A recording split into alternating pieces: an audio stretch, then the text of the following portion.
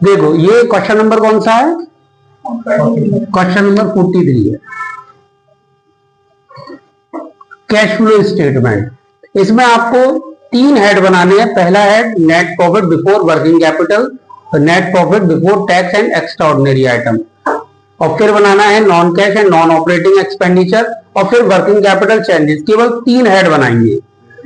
सबसे पहले हेड में क्या आएगा दिव्यांश? टैक्स और statement of profit and loss. इसमें 2 चीज आएंगी केवल। क्वेश्चन में रिजर्व एंड सरप्लस जितना दे रखा होगा वो आएगा, और प्रोविजन फॉर टैक्स आएगा, शॉर्ट टर्म प्रोविजन। इस हेड में केवल 2 चीज आएंगी, reserve and surplus and short term provision. Reserve and surplus में से कौन सी चीज नहीं लेनी है Arpita? SPR. Security premium reserve मत लेना, और एसपीपी में से कौन सी चीज नहीं लेनी है? पीडीडी। इसमें से पीडीडी नहीं लेनी है।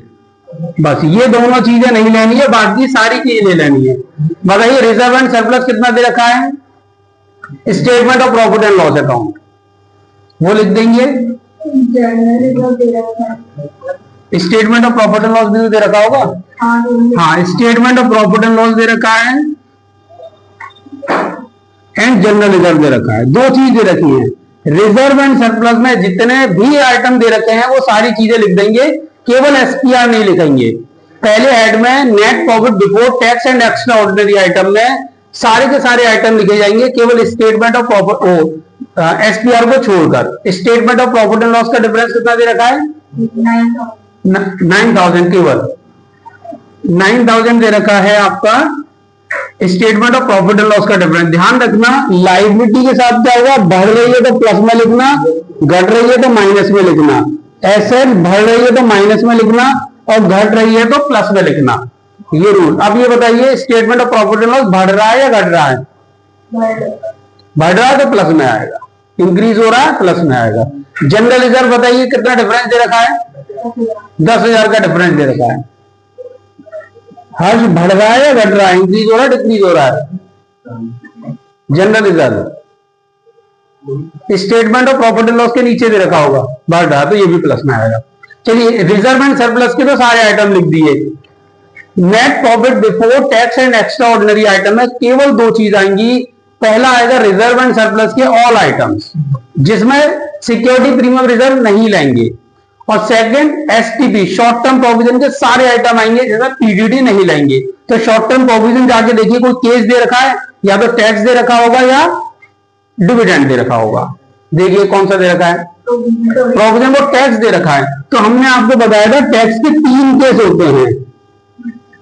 या तो टैक्स ऊपर ही ऊपर दे रखा होगा, बैलेंस शीट के अंदर दे रखा होगा, एडजस्टमेंट में नहीं दे रखा होगा, या तो वो ऊपर दे रखा होगा टैक्स और नीचे नहीं दे रखा होगा, या ऊपर नहीं दे रखा होगा केवल एडजस्टमेंट में दे रखा होगा नीचे। और तीसरा केस था कि ऊपर भी बैलेंस शीट में भी दे रखा है और नीचे एडजस्टमेंट में भी दे रखा है। तो हमारा जो टैक्स है first case, second case, third case. Tax हो सकता है डिविडेंड, कुछ भी हो सकता है, दोनों के लिए एक ही केस है। अगर टैक्स बैलेंस शीट में दे रखा है, एडजस्टमेंट में नहीं दे रखा, पहला केस। अगर टैक्स ऊपर दे रखा है बैलेंस शीट में, एडजस्टमेंट में नहीं दे रखा, एडजस्टमेंट में दे रखा है, ऊपर नहीं दे रखा, दूसरा केस, और दोनों साइड दे रखा, तीसरा केस। अपने क्वेश्चन में बताइए क्वेश्चन नंबर 43 में टैक्स जो है कौन से केस का दे रखा है? फर्स्ट केस का दे रखा है। अगर फर्स्ट केस का दे रखा है तो हमें क्या करना है? पहला अमाउंट लेना, दूसरा अमाउंट दूसरा लेना है। अगर बैलेंस शीट के ऊपर 2 अमाउंट जो टैक्स के दे रखे हैं, पहली साल और दूसरी साल, तो हमें क्या करना है? यहां पर दूसरा वाला अमाउंट ले लेना है, provision for tax. Provision for tax दूसरा अमाउंट कितना दे रखा है? 32,000, वो भी प्लस में। ये मेड वाला आता है, ये मेड और पेड, इसमें करेंगे तो मेड वाला लेंगे। फिर से बता रहा हूं, प्रपोज डिविडेंड भी दे रखा है। पहले हम इसका केस कर लेते हैं। प्रोविजन फॉर टैक्स के 3 केस होते हैं। ऊपर ऊपर दे रखा है तो कौन सा लेना है? दूसरी साल वाला।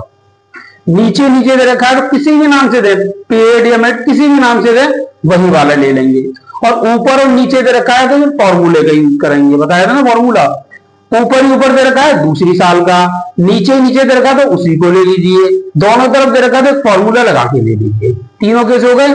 तो जो प्रोविजन फॉर टैक्स था उसका पहला केस दे रखा था ऊपर ऊपर दे रखा, दो अमाउंट दे रखे हैं, दूसरी साल का ले लेंगे। अब डिविडेंड का बताइए, डिविडेंड का केस क्या दे रखा है?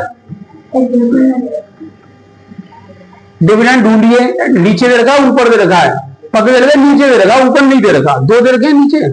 हाँ तो सेकंड ईयर मतलब करंट ईयर वाला लेना है। चलो इसमें कौन सा केस है? डिविडेंड में सेकंड केस है, नीचे दे रखा ऊपर नहीं दे रखा, तो हम क्या करेंगे? वही वाले ले लेंगे। सिंपल। कितना दे रखा है? 45,000। कितना इजी है। फिर से बता रहा हूं, डिविडेंड टैक्स कोई सा भी केस हो, ये तीन ही केस हो सकते हैं, इसके अलावा नहीं होंगे।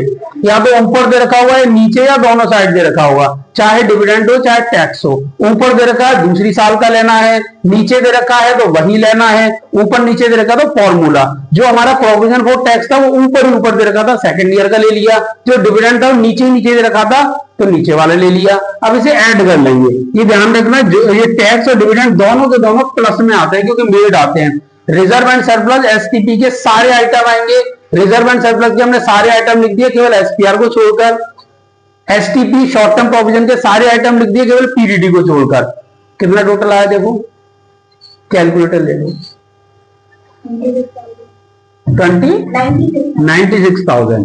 इसका 96,000 आंसर आ गया। और ये क्या कहलाएगा? पहला जो बॉक्स बनाया है हमने, पहला डिब्बा जो बनाया है उसे क्या कहेंगे? Net profit before tax and extraordinary item, NPBTE. NPBTE ही निकालेंगे और एनपीबीटीई ही निकल कर आएगा। इसके अंदर कौन कौन सी चीजें आती हैं? केवल दो, रिजर्व एंड सरप्लस के सारे आइटम और शॉर्ट टर्म प्रोविजन के सारे आइटम। अब आते हैं सेकंड वाले हेड में। सेकंड वाले हेड में कितनी चीज आती हैं? ओनली 5 चीज आती है, केवल 5। पहली चीज आती है पीडीडी, जो हमने ऊपर छोड़ा था शॉर्ट टर्म प्रोविजन के अंदर, जो पीडीडी को छोड़ा था वो यहां आता है, मगर हमारे क्वेश्चन में वो नहीं दे रखा है, तो शॉर्ट टर्म पीडीडी को नहीं लिखना है। पहली चीज आती है पीडीडी, जो हमारे शॉर्ट टर्म प्रोविजन में मिलती है करंट लाइबिलिटी में, तो वो नहीं दे रखी थी। सेकंड चीज कौन सी आती है? इंटेंजिबल एसेट, जिसे हम बोलते हैं गुडविल। गुडविल आएगी, पेटेंट आएगा, कॉपीराइट आएगा, ट्रेडमार्क आएगा, सॉफ्टवेयर आएगा, कुछ भी आ सकता है, नो हाउ आएगा, कोई सी भी इंटेंजिबल एसेट्स हो सकती है। मगर हमारे कैश फ्लो में केवल दो ही देते हैं, या तो गुडविल देंगे या पेटेंट देंगे। गुडविल पेटेंट का क्या रूल है? देखो पीडीडी का तो सीधा सा रूल था, जो भी मिलेगा डिफरेंस लिख देना, बढ़ रहा है तो प्लस, घट रहा है तो माइनस। यहां लिखा था ना हमने, लायबिलिटी बढ़ रही है तो प्लस, घट रही है तो माइनस। पीडीडी का कोई रूल नहीं है, और आपको शायद एग्जाम में भी पीडीडी ना मिले तो इसे तो भूल जाइए, फिर लिखना ही है। मगर गुडविल जरूर मिल जाता है। गुडविल कब लेते हैं? गुडविल केवल तभी ली जाएगी जब वो घट रही हो। अगर आपकी गुडविल क्वेश्चन के अंदर घट रही है, पहली साल से दूसरे साल में घट रही है, तभी ली जाएगी। चेक करके बताओ, गुडविल घट रही है बढ़ रही है? बढ़ रही है, इसका मतलब गुडविल भी नहीं लेनी, वो हमारी सीधी इन्वेस्टिंग एक्टिविटी में जाएगी, यहां नहीं आएगी। फिर से बता रहा हूं, गुडविल, पेटेंट, इंटेंजिबल एसेट जितनी भी हैं वो सारे लेंगे, बट जब लेंगे जब वो घट रही हो। और ध्यान रखना, अगर रूल लगाना चाहते हो रूल लगा लो, वरना तो रट लोगे प्लस ही होती है, क्योंकि घट रही है तो प्लस होगी, एसेट घटेगी तो प्लस होगी। ये भगवान के सिर बता दिया। चलिए,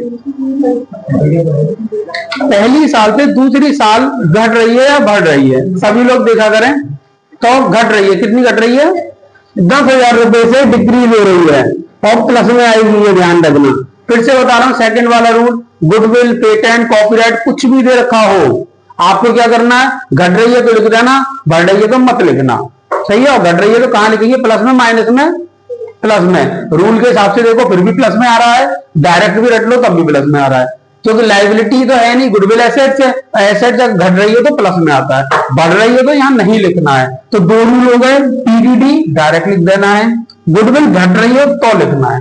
तीसरा रूल, चौथा रूल, पांचवा रूल, ये तीनों रूल इंपॉर्टेंट है, यही टफ है।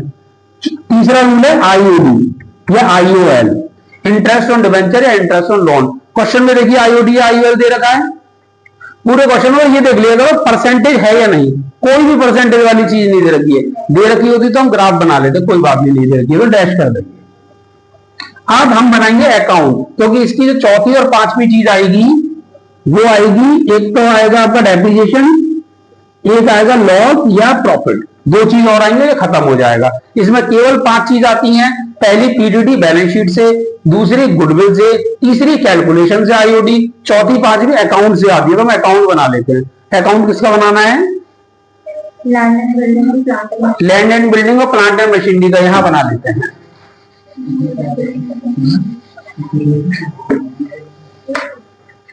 पीडीटी दे रखा है क्या? ओ एक्यूमुलेटेड डेब्ट, कौन सा क्वेश्चन है? 43 में पीडीटी तो दे नहीं रखा है। देखो नीचे भी एडजस्टमेंट नहीं है। फिर से बता रहा हूं मैं, अगर नीचे एडजस्टमेंट नहीं है तो अकाउंट मत बनाना। नीचे अगर सेल की एडजस्टमेंट नहीं है तो अकाउंट नहीं बनाना। बट आपके बोर्ड के पेपर में एक एडजस्टमेंट जरूर आती है, एक्यूमुलेटेड डेब्ट का ही हर साल क्वेश्चन आता है। इसीलिए आप नीचे एडजस्टमेंट तो अकाउंट मत बनाना। अगर एडजस्टमेंट दे रखी है तो अकाउंट बना लेना, नहीं दे रखी है तो मत बनाना। अब इसमें तो दे नहीं रखी है तो क्या रूल रहेगा बताइए? अगर घट रही है तो डेप्रिसिएशन और बढ़ रही है तो परचेज। घट रही है तो सेल नहीं मानेंगे, नीचे लिखा भी नहीं है, मानेंगे नहीं। अगर कोई भी एसेट घट रही है इसका मतलब डेप लग रही है, बढ़ रही है तो परचेज हुई है। तो ध्यान रखना, परचेज तो यहां आती नहीं, केवल घट रही है तभी लेनी है।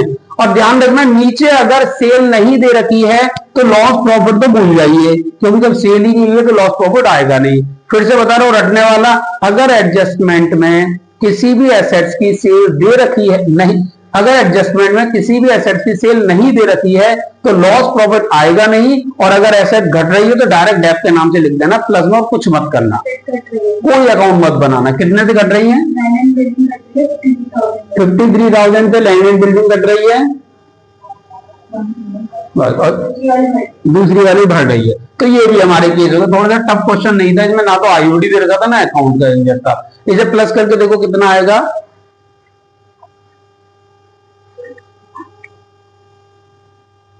हिमांशु प्लस कर दे।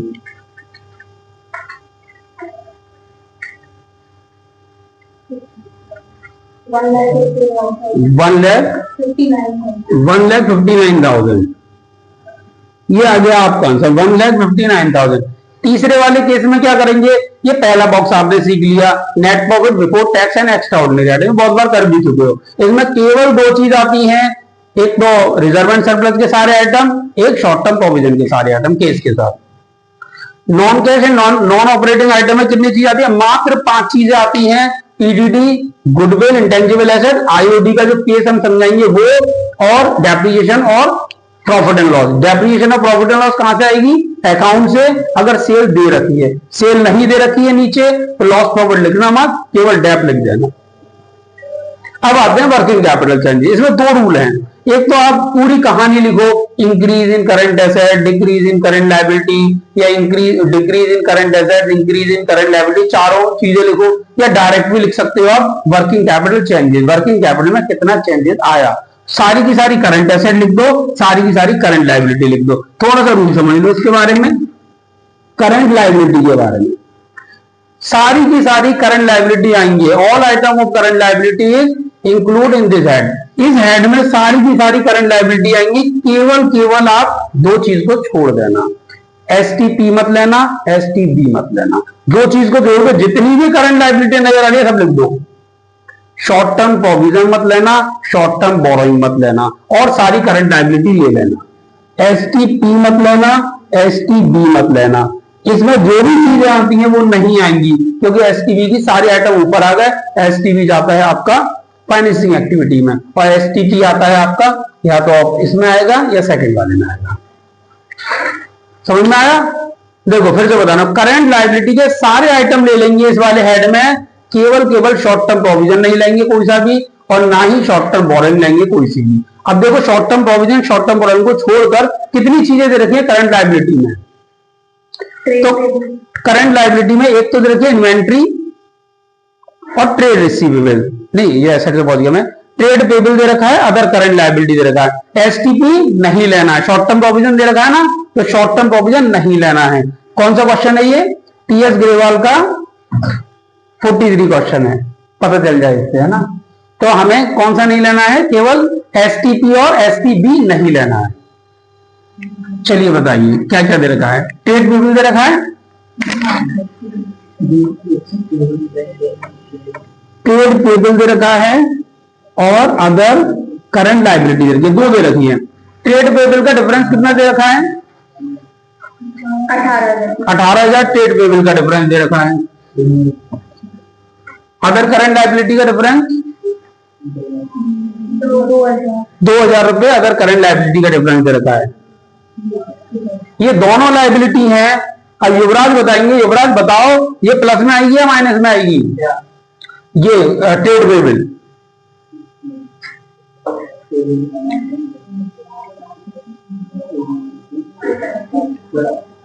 प्लस में आएगी क्योंकि वो बढ़ रही है। ओके, प्लस में आएगी। अदर करंट लायबिलिटी प्लस में आएगी माइनस में आएगी,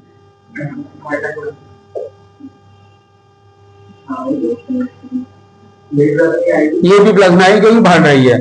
अब बताइए अर्पिता, ये करंट माइनस में आएगी, ये घट रही है, अदर करंट लायबिलिटी घट रही है माइनस में आएगी और ट्रेड पेबल बढ़ रहा है इसीलिए प्लस में आएगा। कृतिका, ये अदर करंट लायबिलिटी, वो करंट एसेट कौन कौन सी दे रखी है? अच्छा, अब मैं ये बता दूं करंट एसेट में क्या क्या नहीं लेना है। करंट लायबिलिटी में दो चीज नहीं लेनी है, एसटीबी एसटीपी, और करंट एसेट्स में कितनी चीज नहीं लेनी है, तीन चीज। सही है, कैश, बैंक और मार्केटेबल सिक्योरिटी। मार्केटेबल सिक्योरिटी का दूसरा नाम ट्रेड इन्वेस्टमेंट होता है, इसीलिए वो चीज नहीं लेनी है। तो ज्यादातर आपको में ट्रेड इन्वेस्टमेंट आता है तो मैं ट्रेड इन्वेस्टमेंट लिख देता हूं। करंट इन्वेस्टमेंट, ये ट्रेड बात एक है, करंट इन्वेस्टमेंट। ओके, इसे मैं मार्केटेबल सिक्योरिटी भी कहते हैं ना, मार्केटेबल सिक्योरिटी। करंट एसेट में सारी चीज ले लीजिए, जैसे करंट लायबिलिटी में सारी ली है ऐसे करंट एसेट की सारी चीज आएंगी। केवल कैश को नहीं लेना है, बैंक को नहीं लेना है और करंट इन्वेस्टमेंट को नहीं लेना है। और बाकी की करंट एसेट बता दीजिए क्या क्या दे रखी है। कृतिका, कौन कौन सी दे रखी है? इन्वेंट्री दे रखी है और ट्रेड रिसीवेबल दे रखा है। इन्वेंट्री का डिफरेंस कितना दे रखा है? 18,000 और ट्रेड रिसीवेबल का 33,000। अब आस्था बताएंगे, आस्था बताओ प्लस में आएगी माइनस में आएगी इन्वेंट्री? कैसे पता चला? नहीं, घट रही है या बढ़ रही है? बढ़ रही है, नहीं है, घट रही है। और घट रही है पहली साल से दूसरी साल। अगर पहली साल से दूसरी साल कोई चीज बढ़ रही है तो बढ़ रही है, और अगर पहली साल से दूसरी साल कोई चीज घट रही है तो घट रही है। मैं आपको समझाता हूं, देखिए करंट एसेट्स में इन्वेंट्री कितनी दे रखी है। पहली साल 2022 में 57 दे रखी है और 2023 में 39 दे रखी है। इसका मतलब वो घट रही है। और एसेट्स का क्या रूल होता है घटने पे? अर्पिता, वो मैंने मिटा दिया, प्लस होगा, घटने पे प्लस, बढ़ने पे माइनस, नेगेटिव रूल होता है इसका। तो ये प्लस में आएगी माइनस में आएगी? प्लस में आएगी। ओके, तो अब बताइए ट्रेड रिसीवेबल 75,000 से 75,000 से 1,08,000 हो रहा है, बढ़ रहा है घट रहा है? बढ़ रहा है। तो एसेट तो नेगेटिव होता है ना, उल्टा सोचते हैं, तो वो घटा देंगे, माइनस में चले जाएंगे। ये रूल मैंने पहले ही बताया था कि लायबिलिटी बढ़ रही है तो प्लस कर देना, घट रही है तो माइनस। एसेट बढ़ रही है तो माइनस कर देना, घट रही है तो प्लस कर देना, ये रूल बताया था। तो ये दोनों एसेट्स होती हैं, लायबिलिटी होते हैं, लायबिलिटी पॉजिटिव इफेक्ट और एसेट्स पे नेगेटिव इफेक्ट। अब 1,59,000 में एडजस्ट कर देंगे ये सारी चीजें, 1,60,000। चलिए अब लास्ट पॉइंट, ऑपरेटिंग एक्टिविटी खत्म हो जाएगी। Last point, tax paid. Tax paid में क्या होता है? टैक्स मेड क्या रखा था हमने? 32,000 और टैक्स पेड क्या रखा था? जो ऊपर ऊपर दे रखा है ना, उसका पहली साल का। हमने क्या रूल बताया था? First rule, second rule, third rule. Tax made में तो बता दिया आपको कि ऊपर दे रखा होगा बैलेंस शीट में, नीचे नहीं दे रखा होगा। सेकंड रूल क्या होता है? बैलेंस शीट में नहीं दे रखा होगा, नीचे एडजस्टमेंट में दे रखा होगा। तीसरा रूल क्या होता है, बैलेंस शीट में भी दे रखा होगा, एडजस्टमेंट में भी दे रखा होगा, यही तो होता है। यहां पर क्या रूल था, फर्स्ट केस था, बैलेंस शीट में दे रखा था बट एडजस्टमेंट में नहीं दे रखा था। तो दो जगह आता है टैक्स, ऊपर जुड़ता है नीचे घटता है। टैक्स दो जगह आता है, ऊपर जुड़ता है नीचे घटता है। दूसरी साल वाला ऊपर जुड़ता है, पहली साल वाला नीचे घटता है। फर्स्ट रूल के हिसाब से ऊपर दो अमाउंट दे रखे होंगे, पहली साल दूसरी साल। दूसरी साल वाला ऊपर जुड़ता है और पहली साल वाला नीचे घटता है। पहली साल वाला नीचे कितना दे रखा है, 28,000, ये माइनस हो जाएगा, कोई बात नहीं, माइनस करिए, मैं चेक करता हूँ। 1,30,000।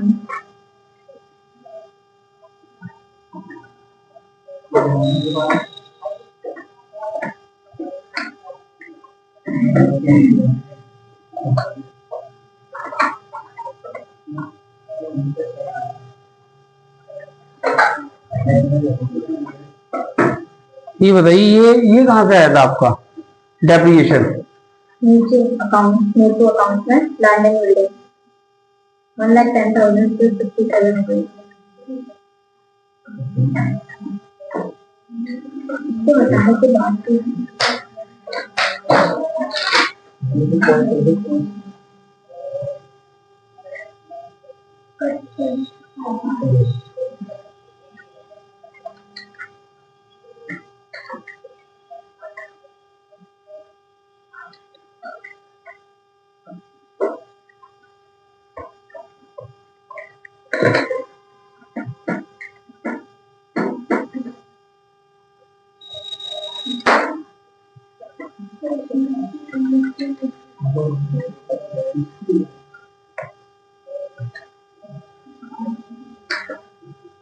ये मुझे ये बताइए, अदर करंट लायबिलिटी कितनी है? 8,000 से 6,000। हाँ, तो कितना डिफरेंस आएगा? 2,000। ये 2,000 माइनस माइनस प्लस कर दिए, इसमें से माइनस करो, कितना आया?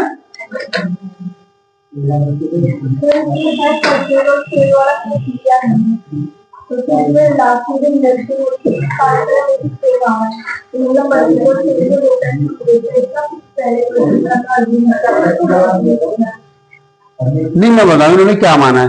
जो आपकी ये लैंड एंड बिल्डिंग घट रही है ना, इसे परचेस मान लिया है, बस ये करा है आपने। अगर आप डेप्रिसिएशन हटा दोगे इसमें से,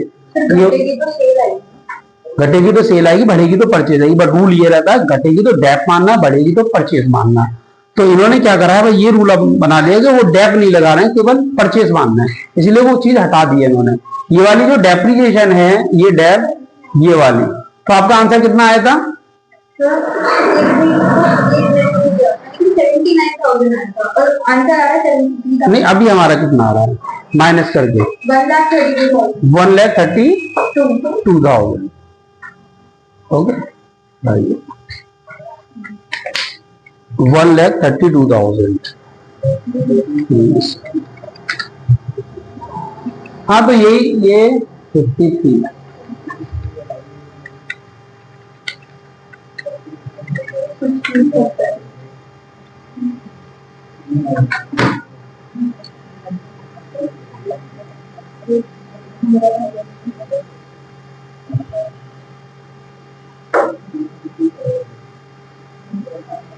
चलिए इसका वो बनाते हैं, फाइनेंसिंग इन्वेस्टिंग।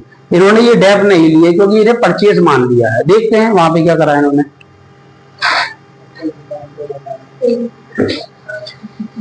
अब ये ध्यान रखना, ये 1,32,000 आपको यहां नहीं लिखना है, दूसरी वाली लाइन में लिखना है। जो सेकंड वाली लाइन है ना, ये वाली, ये सेकंड वाली, तो यहां लिखना है 1,32,000। अब हम बनाएंगे इसकी इन्वेस्टिंग एक्टिविटीज। यहां लिखेंगे second, cash flow from investing activity. अभी तक हमने सीखा, यही सबसे ज्यादा टफ थी कि cash flow from operating activities कैसे बनती है। ऑपरेटिंग एक्टिविटीज में क्या करना है, 3 हेड बनाने में, 4 बनते हैं फिर भी 3 हेड बनाने हैं। Net profit before tax and extraordinary item के, non cash and non operating item का, और वर्किंग कैपिटल चेंजेस के, और आंसर निकाल देना है। Cash flow from investing activity में कितनी चीज आएंगी, मात्र दो चीज लिखना। पहली चीज कितना खरीदा जा रहा है, दूसरी चीज कितनी बेची जा रही है। जितना अकाउंट बनाएंगे ना, वहां से जितनी भी परचेज करी है, जितनी सेल करी है वो, इसमें दो ही आपकी एसेट्स हैं। लैंड एंड बिल्डिंग दे रखी है 57,000, 1,10,000, और प्लांट एंड मशीनरी दे रखी है 1,91,000 और 90,000। तो हमारी जो प्लांट एंड मशीनरी है वो परचेज हो रही है और लैंड एंड बिल्डिंग सेल हो रही है। मान लिया हमने डेप मान लिया, हम यहाँ नहीं लाएंगे, हमने यहाँ डेप मान लिया तो सेल में नहीं लाएंगे। इन्होंने क्या करा है, इसे सेल मान लिया तो डेप में नहीं लिया है। तो यहां पर केवल हम परचेज लेंगे, purchase of land and building. Land and building में परचेज कितनी हो रही है, कितनी हो रही, 1,01,000 की, 1,01,000 की परचेज हो रही है। परचेज हमेशा प्लस में जाती है माइनस में जाती है, माइनस में आ रही है। या तो रूल के हिसाब से देख लो, एसेट्स बढ़ रही है तो माइनस में आएगी, डायरेक्ट भी देख लो परचेज से हमारा पैसा आउटफुल होता है, जाता है, इसीलिए वो माइनस में जाती है। 1,01,000 रुपए।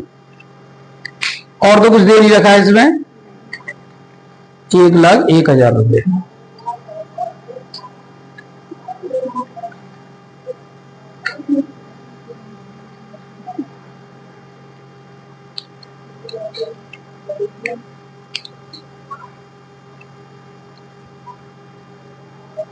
चलिए आगे बढ़ते हैं।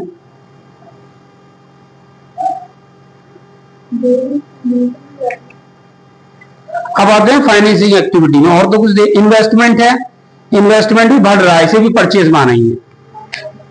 परचेज और इन्वेस्टमेंट कितना बढ़ रहा है, जो भी एसेट बढ़ रही है उसे परचेज मानेंगे, और जो भी एसेट घट रही है उसे डेप्रिसिएशन मानेंगे, अगर नीचे कुछ नहीं दे रखा है। परचेज ऑफ इन्वेस्टमेंट कितना है, इन्वेस्टमेंट कहां चला गया, ये रहा इन्वेस्टमेंट, 25,000 रुपए से बढ़ रहा है, तो 25,000 की ये परचेज हो गई 25,000, और ये आपका आंसर हो गया 1,26,000, 1,26,000, 1,26,000 माइनस करना है 73,000, 1,26,000 माइनस 73,000, 53,000 यही आ रहा है ना। बस यही करा हमने, इसे डेप मान लिया है, इन्होंने डेप ना मान के यहाँ परचेज मान लिया, तो आंसर आ गया है इनका, मैच हो जाएगा आपकी बुक का आंसर। चलिए नीचे लिख देना कि हमने इसको डेप माना है। अब आते हैं तीसरा case, cash flow from financing activity. इसमें क्या क्या आता है, इसमें केवल शेयर आते हैं, केवल डिवेंचर आते हैं, डिविडेंड आता है, और कुछ नहीं आता। शेयर आएगा, डिवेंचर आएगा और डिविडेंड आएगा। शेयर डिवेंचर क्या, लोन एंड एडवांस, जो भी लोन वगैरह देगा, एलटीडी, जो एलटीडी। शेयर में देखिए 3 लाख से 3.5 लाख हो रहे हैं, 3 लाख पहली साल थे, 3.5 लाख दूसरी साल हो गए। अर्बे का इश्यू है, रिडेम्पशन है, शेयर बढ़ रहे हैं, इश्यू प्लस होता है, माइनस होता है, प्लस होता है, तो इश्यू ऑफ शेयर हो रहे हैं हमारे, इश्यू ऑफ शेयर 50,000 से 50,000 से हमारे बढ़ रहे हैं, प्लस हो जाएगा। और डिविडेंड देख लेते हैं, डिविडेंड यहाँ पर 45,000 था, यहाँ भी डिविडेंड पेड हो जाएगा, डिविडेंड पेड 39 नहीं 45,000। दो अमाउंट, इससे कोई फर्क नहीं, एक अमाउंट लेना, नीचे का एक ही अमाउंट लेना है, करंट ईयर का, वही पेड वही पेड, तो डिफरेंस आ जाएगा। वो कितना था 39 और ये कितना है 45, इसका डिफरेंस आ रहा है। इन्होंने 40, आपने आ जाइए, आ जाते बात नहीं। अब डिफरेंस क्या आ रहा है, इन्होंने 45,000 से करा है सवाल, ध्यान रखना, 39,000 से हमने 45,000 से करा है, करंट ईयर का लेना है। तो अब क्या करना है, इसे एडजस्ट कर देना है, डिविडेंड माइनस में जाएगा, और तो डिवेंचर वगैरह तो है नहीं, एडजस्ट कर दो। और हमारा शेयर हो गया, रिजर्व हो गया, ट्रेड में भी ये सब हो गया, ये सारी चीजें हो गई। इसे प्लस करके कितना आएगा 5,000, ये 5,000 आएगा प्लस का। इसको बोलेंगे हम cash flow from investing activity, ये यूज होगा क्योंकि ये माइनस में है। इसे बोलेंगे हम cash flow from financing activity. ये दो आंसर होगा, तीन आंसर होगा। और क्या निकल के आता है? Net increase cash and cash equivalent. और इसमें ऐड करते हैं opening cash and cash equivalent, और निकल कर आता है closing cash and cash equivalent. ये इधर वाली साइड होगा, इधर नहीं होगा ना। फिर से बता रहा हूं, ये तीनों का टोटल करेंगे, ऑपरेटिंग एक्टिविटीज के आंसर का, इन्वेस्टिंग एक्टिविटीज के आंसर का, फाइनेंसिंग एक्टिविटीज के आंसर का टोटल करेंगे तो पहला आंसर निकल कर आएगा। कितना कितना आया आंसर? वह दो हमारे क्वेश्चन में और बुक के क्वेश्चन में दो अंतर हैं। बुक के आंसर में और हमारे आंसर में दो अंतर हैं। पहला डिफरेंस ये है कि जो एसेट घट रही थी वो हमने डेप मानी है, मगर इन्होंने परचेस मानी है। दूसरा अंतर क्या है कि जो नीचे डिविडेंड दे रखा था उन्होंने पहली साल वाला लिया है, हमने सेकंड ईयर वाला लिया है ना। यही अंतर है और कोई अंतर नहीं। ये 11,000 आ गया। अब देखिए opening cash and cash equivalent में क्या आता है? कौन सा युवराज, कहां दिक्कत आ रही है? ये वाला कहां से आया? देखो ऑपरेटिंग एक्टिविटी का ये आंसर था, इन्वेस्टिंग का ये आंसर था, फाइनेंसिंग का ये आंसर था, तीनों को प्लस कर दिया, ये आ गया। वो माइनस था, ये प्लस था, जैसे एडजस्ट करा गया यार तीनों के आंसर को। इसमें क्या जोड़ देना है? इसमें तीन चीज जोड़ देनी जो वहां छोड़ी थी, कैश, बैंक, करंट इन्वेस्टमेंट। ये तीन चीजों की जो ओपनिंग है पहली साल के हैं, उन तीनों को जोड़ दीजिए। कितना है? 17,000। हाँ 17,000, 17,000। और इन तीनों साल के क्लोजिंग को जोड़ दीजिए, जो क्लोजिंग ईयर के दे रखे हैं तीनों साल के, वो जोड़ दीजिए 28,000 और इनको मैच कर दीजिए। अगर दोनों का टोटल इक्वल आ रहा है तो हमारा आंसर सही होगा, 6 नंबर पक्के हो जाएंगे। नहीं आ रहा तो आपका आंसर गलत होगा। हमारे क्वेश्चन में और इनके क्वेश्चन में थोड़ी अजम्पशन का फर्क है। नीचे लिख देना एसेट जो घटी है उसे हमने वो माना है डेप्रिसिएशन, और नीचे लिख देना जो डिविडेंड दो दे रखे हैं नीचे वो हमने सेकंड ईयर का पेड वेड माना है, फर्स्ट ईयर का नहीं माना। ये लिख देना पड़ेगा। नेट इंक्रीज में ओपनिंग जैसी जोड़ोगे ऑटोमेटिकली क्लोजिंग निकल आएगा, तो आपके 6 नंबर पक्के हो गए। सही है। और ये बुक से ये बुक से तो मैच हो गई, ये तो मैच हो गई बुक से। अब ये तीनों ना भी निकले ना तो बुक से तो वैसे ही निकाल लोगे ये लिखकर, भाई इसमें जो घटा के लिख दोगे तो ये वाला बुक से मैच हो नहीं है, इससे कोई फर्क नहीं पड़ता, ये वाले मैच होना चाहिए। थोड़ा सा इसमें कंफ्यूजन सा था, क्योंकि परचेज डेट कुछ भी मान सकते हो आप अगर एसेट घट रही है तो।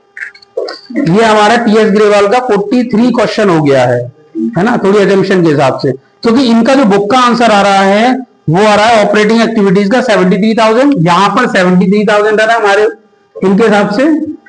क्यों आ रहा है? क्योंकि उन्होंने डेप मानी है, हमने डेप मानी है, उन्होंने परचेज मानी है, और दूसरी साल का डिविडेंड लिया है हमने, इन्होंने पहली साल का लिया है। और जो इन्वेस्टिंग एक्टिविटीज का आ रहा है आंसर वो आ रहा है इनका 11 क्या आ रहा है 73,000, ये 73,000 आ रहा है। ये दोनों आंसर इनके ये आ रहे हैं, दोनों 73,000, 73 वो इसीलिए आ रहा है क्योंकि ये वाला जो डेप है 53,000 ये परचेज की तरह मानोगे तो आंसर आ जाएगा, है ना।